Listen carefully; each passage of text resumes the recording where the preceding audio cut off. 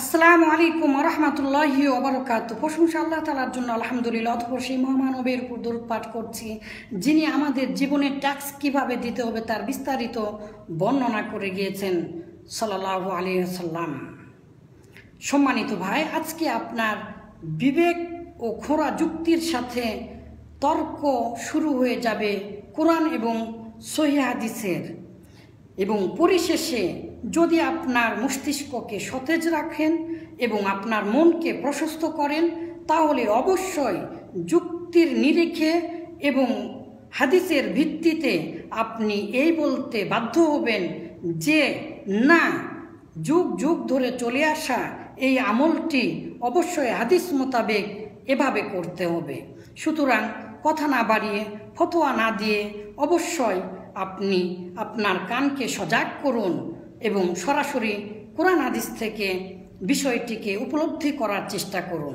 কারণ আপনার জীবনে ট্যাক্স তথা জাকাতুল ফিত্র অথবা জাকাতুল রাস, জাকাতুল বাদন ইত্যাদি মর্মে বিদ্বানরা বলেছেন জাকাতুল রাস আর জাকাতু কুল্লি নাফসিন, অর্থাৎ আপনার জীবনের যে ট্যাক্স ফিতরা এটি সম্পর্কে। সম্মানিত ভাই, সরাসরি হাদিস হতে এবং কোরআন হতে, কোরআনে বলা হয়েছে কদ আফলাহা মান তাযাক্কা। এই তাযাক্কার অর্থ ইবনে ওমর রাদিয়াল্লাহু তাআলা আনহুমা তিনি বলেছেন যে এটা হচ্ছে জাকাতুল ফিতর। কুরতুবিতে, তাফসিরে কুরতুবিতে বিস্তারিত বর্ণনা এসেছে।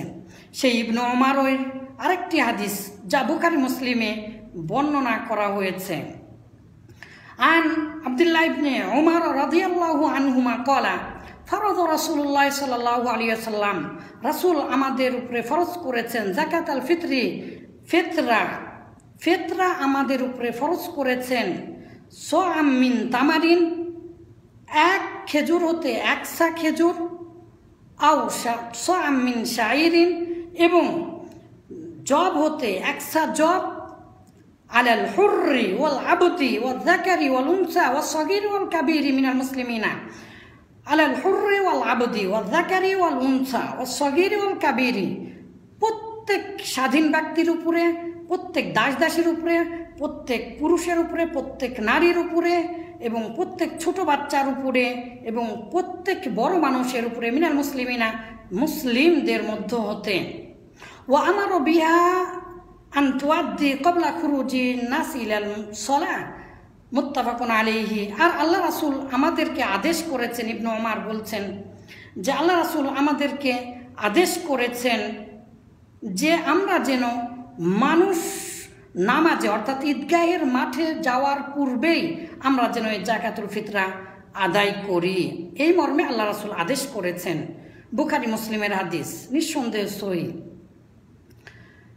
এছাড়াও ইবনে ওমর হতে বর্ণিত আরেকটি হাদিসে এসেছে অফি রিওয়ায়াতিন যে আলা কুল্লি নাফসিন মিনাল মুসলিমিনা, প্রত্যেক আত্মা যার জীবন আছে তার উপরেই ফরজ মুসলমানদের মধ্য হতে। এই জন্য পৃথিবীর সকল আলিমই বলছে সিয়াম থাকুক অথবা না থাকুক, প্রত্যেক মুসলমানের উপরে, প্রত্যেক মুসলিম পরিবারের উপরে এই জাকাতুল ফিত্র অর্থাৎ ফিতরাটা ওয়াজিব এবং ফরজ, ওয়াজিব করে দিয়েছেন। যা ফরজ সেটাই ওয়াজিব। যাই হোক, এটা হচ্ছে ফরজ। কিন্তু আর একটি হাদিস আমরা আগে শুনে আসি, তারপরে আপনি কি শব্দগুলো মনে রাখছেন? কারণ শব্দ যদি না বুঝেন তাহলে পরবর্তীতে আপনার যুক্তি সেটা মানবে না। হাদিসে এসেছে খাদ্যের কথা। আন আবি সাঈদুল খুদরি রাদিয়াল্লাহু আনহু ক্বালা ফরজ রাসূলুল্লাহ সাল্লাল্লাহু আলাইহি ওয়াসাল্লাম যাকাতুল ফিতরি, রাসূল সাল্লাল্লাহু আলাইহি ওয়াসাল্লাম আমাদের উপরে যাকাতুল ফিতরা ওয়াজিব করেছেন। অন্য এক বর্ণনা এসেছে কুন্না নুখরিজু যাকাতুল ফিতরি, আমরা যাকাতুল ফিতরা আদায় করতাম, আল্লাহ রাসূলের যুগে যাকাতুল ফিতরা আদায় করতাম। সেটা কিভাবে বলছে সআম মিন তুআমিন, খাদ্য হতে এক সা, খাদ্য হতে এক সা। বারবার বলছি, একটু ভালো করে বোঝার চেষ্টা করুন। আমরা অনেকেই জানি, সমস্যা নেই, আলহামদুলিল্লাহ। তারপরেও এই হাদিসের কথাগুলো ছড়িয়ে দিন। কারণ কি জানেন, আমাদের বাংলাদেশ সহ উপমহাদেশের ভারতের জাকাতুল ফিতরা বোর্ড যেটা সরকার কর্তৃক, সেগুলো আলিমেরা অর্থ দিয়ে ফিতরা দেওয়াকে জায়েজ বলেছেন এবং এই আমলটি যুগ যুগ ধরে চলে আসছে। অনেক আলিমেরা বলেছেন কোরআন হাদিসের বিরোধী হওয়ার কারণে এটি বিদআত হবে। আর পৃথিবীর অধিকাংশ আলিমেরাই বলেছেন লা ইয়াজুজ ইল্লা তাআম, না না না, কোনো জায়েজও নেই, খাদ্য ছাড়া ফিতরা দেওয়া জায়েজই নেই। পরে আসছি ফতোয়ার কথা। সুতরাং সতর্ক হন। মিন তোয়ামিন, খাদ্য হতে একসা। এই হাদিসে শুধু তোয়াম শব্দটা এসেছে, অন্যান্য হাদিসে আসেনি। যারা একটু হাদিস কোরআন পড়ে তারা আবার বলে যে না, চাউলের কথা তো হাদিসে নেই, আবার গমের কথা তো হাদিসে নেই। তারা আসলে বোঝার চেষ্টা করে না। এই যে হাদিসে এসেছে তোয়াম, তোয়াম মানে কি খাদ্য, তাহলে কি আর এক্সট্রা করে বলতে হবে? কিন্তু এই হাদিসে তারপরেও বলা আছে সোয়ামিন তামারিন, সোয়ামিন আকুতিন, সোয়ামিন জাবিবিন ইত্যাদি। এটিও বুখারী মুসলিমের হাদিস। সকল হাদিসে দেখুন কিভাবে বর্ণনা করা আছে। আগে হাদিস, তারপরে আপনি ফতোয়া যান। ইবনু আব্বাস রাদিয়াল্লাহু তাআলা আনহু হতে বর্ণিত, তিনি বলেন ফরদ রাসূলুল্লাহ সাল্লাল্লাহু আলাইহি ওয়াসাল্লাম, আল্লাহ রাসূলের চাচাতো ভাই, তিনি বলছেন আল্লাহ রাসূল সাল্লাল্লাহু আলাইহি ওয়াসাল্লাম আমাদের উপরে ফরজ করে দিয়েছেন যাকাতুল ফিতরা। কেন? এই হাদিসে পাওয়া যাচ্ছে তাহরাতান লিস-সাইমি মিনাল লাগবি ওয়ার রাফাসি, ওয়া ফি রিওয়ায়াতিন তাহরুস সাইমি মিনাল লাগবি ওয়ার রাফাসি, অর্থাৎ সিয়াম সাধনাকারীর যে ভুল ত্রুটি হয়েছে সিয়াম থাকা অবস্থায় তার কাফফারা স্বরূপ। তাহলে আপনার জীবনের ট্যাক্স, এই ফিতরাটা মূলত আপনার জীবনের ট্যাক্স, এবং আপনি যে সিয়াম সাধনা করেছেন তাতে যে ভুল ত্রুটি হয়েছে তার কাফফারা স্বরূপ। ওয়াতু'মাতুন লিল মাসাকিন, এবং ফকির মিসকিনদের খাদ্য হিসাবে। আবারও হাদিসে আসলো খাদ্য হিসাবে। এটি এসেছে বাইহাকিতে, আহমদে এসেছে। এই হাদিসটি আবু দাউদের হাদিস মূলত, আর অন্যান্য শব্দে বাইহাকি ও আহমদেও এসেছে। সম্মানিত ভাই, এই হাদিসেও বলা হলো, এবং এই হাদিসে আরও একটি কথা যুক্ত আছে, সব কথা একসাথে বলা সম্ভব নয়, যে ফামান আদ্দা কবলা সলাতি, যে ব্যক্তি ঈদের নামাজের পূর্বে আদায় করলো ফিতরা খাদ্য দিয়ে, ফাহিয়া যাকাতুন মাকবুলাতুন, তাহলে তার কবুল হবে। এবং কোনো ব্যক্তি ওমান আদ্দা বাদা সলাতি, আর যদি কোনো ব্যক্তি নামাজের পরে আদায় করে, ঈদের নামাজের পরে, ফাহিয়া সদাকাতুম মিন সদাকা, তাহলে সেটা দান হিসাবে গণ্য হবে। ফিতরা বা ফরজিয়াত যেই ফরজ আছে এই হিসাবে গণ্য হবে না। আরও হাদিস আছে, আর একটা প্রসিদ্ধ হাদিস আছে যেটা জয়ীফ হাদিস, এটাও বলি।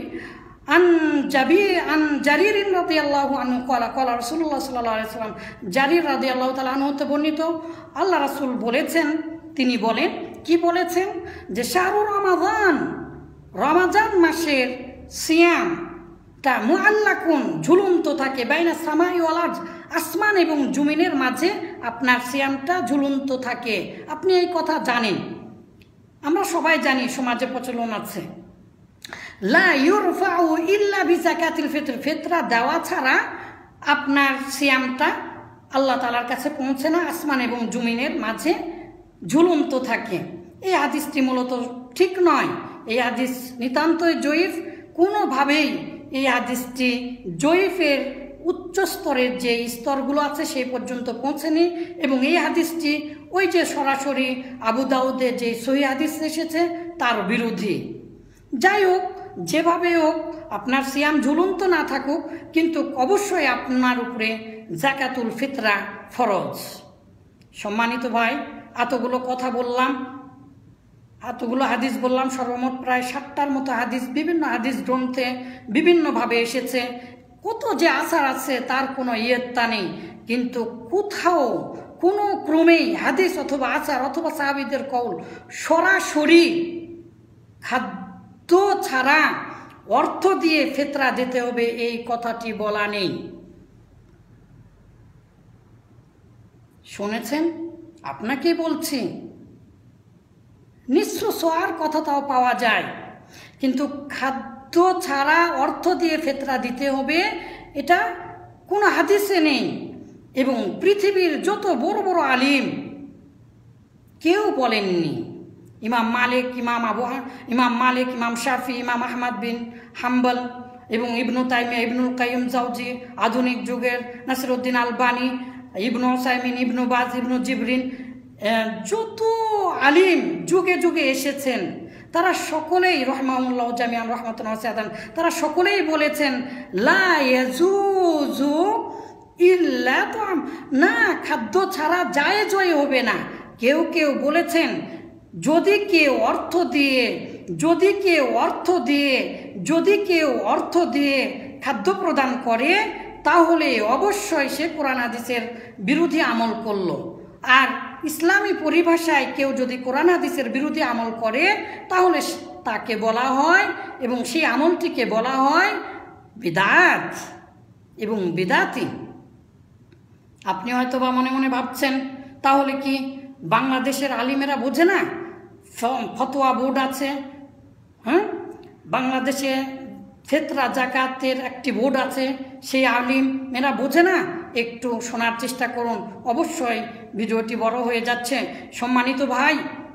হ্যাঁ, আপনাকেই বলছি, আবু সাঈদ খুদরি হতে যে হাদিসটি শুনলেন সেই হাদিসেই বিস্তারিত এসেছে, মুসলিমে এসেছে, অন্যান্য হাদিস গ্রন্থে এসেছে।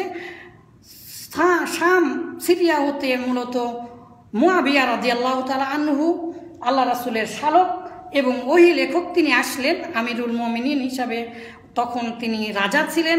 মদিনায় এসে মসজিদে নববীতে খুতবা দেবার সময় বললেন যে খুতবা চলাকালীন সময়ে বলছে, আপনি আপনার বিবেককে অবশ্যই নাড়া দিন।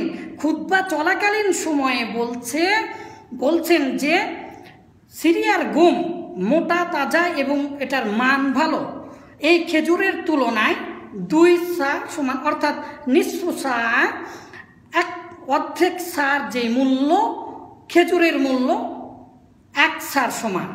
অর্থাৎ ওই অর্ধেক গমের যে মূল্য খেজুরের মূল্য তা।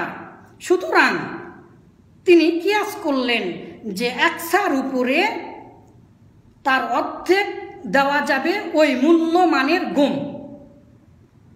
তখন মুদের কথা এসেছে, হাদিসে 4 মুদ সমান 1 সা হয়।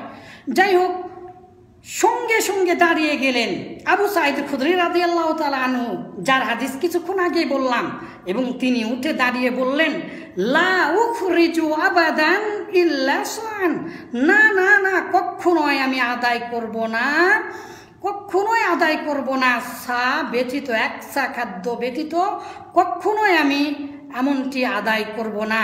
এটি আবু দাউদে এসেছে, অন্যান্য বর্ণনায় এসেছে আম্মা ফালা আজালু উখরিজুহু কামা কুনতু উখরিজুন নবী ফি জামানিন নবী সাল্লাল্লাহু আলাইহি ওয়াসাল্লাম, আমি কখনোই আদায় করব না, অবশ্যই আমি আদায় করতেই থাকব যেমনভাবে আমি আল্লাহ রাসূলের যুগে আদায় করেছি, অর্থাৎ 1 সা ফিতরা দিয়ে। তাহলে 1 সা ফিতরা দিতে হবে। আর আপনি যখনই 1 সার বাইরে ফিতরা দেবেন, কুমের কথা যখন দেবেন, তখন ওই কিয়াস, যেই কিয়াসটা সেই দিনই মূলত প্রতিহত করা হয়েছিল। যাই হোক, আজকের বিষয় হচ্ছে তাহলে আপনাকে এই জানানো যে সকল হাদিস গ্রন্থ হতে এটাই প্রমাণিত হচ্ছে যে 1 সা ফিতরা দিতে হবে, সেটা খাদ্য দ্বারা। এখন যুক্তির কথায় আসুন। আপনি কি চিন্তা করেছেন, আপনি কি কখনো চিন্তা করেছেন আল্লাহ রাসূলের যুগে অর্থ ছিল না? আল্লাহ রাসূলের যুগে দিরহাম চলতো না, সোনার দিরহাম চলতো, সোনার দিনার চলতো। কিন্তু আপনি একবারও চিন্তা করলেন না আল্লাহর রাসূল কি যদি যুক্তির ক্ষেত্রে যারা বলে যে অর্থ দিয়ে জায়েজ, তারা বলেন মাসলাহাতান। ইমাম আবু হানিফা, ইমাম সাউরি, আরও কতকগুলো ইমাম, তারা যে উদ্দেশ্য মূলত জায়েজ বলেছেন সেটার অর্থ হচ্ছে এই মাসলাহাতান, মানে মাসলাহা সংশোধনমূলক বা খোঁড়া অনেক যুক্তি আছে।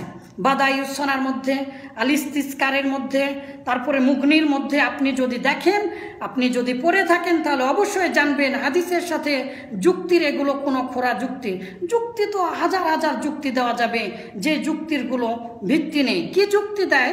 বিভিন্ন যুক্তি আছে।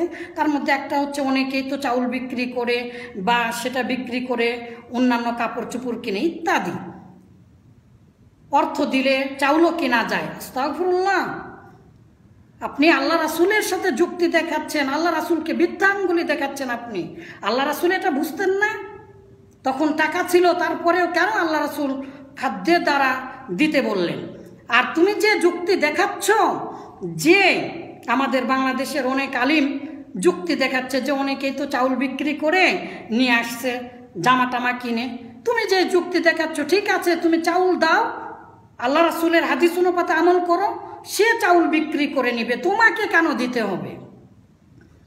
আর অর্থ দিয়ে দিলে অবশ্যই হয় আপনি ঠকবেন, না হলে যাকে দিবেন সে ঠকবে।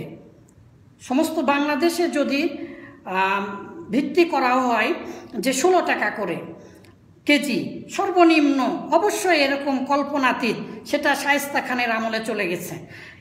100 টাকা 150 টাকা আপনি নির্ধারণ করলেন, কিন্তু আপনি যে চাউলটা খাচ্ছেন তার দাম কি আসলে 3 কেজি সর্বোচ্চ, 2.5 কেজি, 2 কেজি 700 গ্রাম ইত্যাদির কথা আছে এবং সবগুলোই সহি। তবে অর্ধেক চা দিলে অবশ্যই সেটা ওই পর্যন্ত হবে না, হাফ কেজি চাউল দিবেন। আশ্চর্য কথা। আচ্ছা, যাই হোক, এই 3 কেজি আপনি যদি দেন, তাহলে এর অর্থ যখনই দেবেন তখনই কি হবে জানেন? আপনি ওই 100 টাকা মূল্যমান অথবা 150 টাকা করে আপনি গরিব দুঃখীদেরকে ঠকাচ্ছেন। আর যদি আপনি যে চাউল খাচ্ছেন সেই চাউল না দিয়ে অন্য চাউল দেন, কুইন্টলের চাউল দেন, কেন আপনি এগুলো দেবেন? সম্মানিত ভাই, অনেক দেরি হয়ে গেল আজকে। অনিচ্ছা সত্ত্বেও অনেক কথা আছে যা সমাজে প্রচলন আছে। আপনি আপনার বিবেককে প্রশস্ত করুন এবং হাদিস থেকে মানার চেষ্টা করুন। একাধিক সহি হাদিস আছে, কেন আপনি অর্থ দিয়ে দিবেন? আল্লাহ রাসূল যেভাবে, অর্থই যদি প্রয়োজন হয় আপনি আগে সেই আমলটি করুন, খাদ্য দিয়ে প্রদান করুন। যার প্রয়োজন সে বিক্রি করে প্রয়োজন নেবে। তুমি কেন যুক্তি দেখাচ্ছ? আপনি আপনার হাদিস কোরআন অনুপাতে আমল করুন, তাহলেই আপনি জান্নাতে যেতে পারবেন। কারণ সর্বশ্রেষ্ঠ আদর্শ মূলত আল্লাহ রাসূলের উপরে নিহিত আছে। আসসালামু আলাইকুম ওয়া রাহমাতুল্লাহি ওয়া বারাকাতুহু।